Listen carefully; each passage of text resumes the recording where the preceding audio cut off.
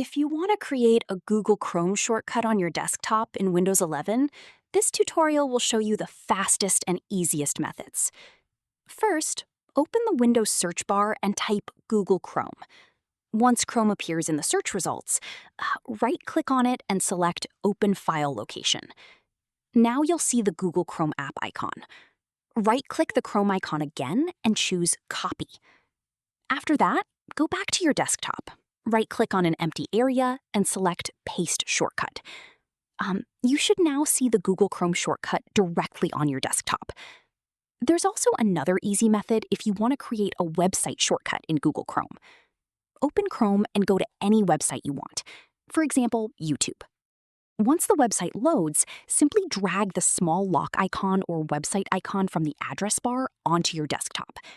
Windows 11 will instantly create a desktop shortcut for that website. So that's how to create a Google Chrome desktop shortcut and website shortcut in Windows 11 quickly and easily. If this tutorial helped you, make sure to like the video and subscribe for more Windows 11 and Google Chrome tutorials.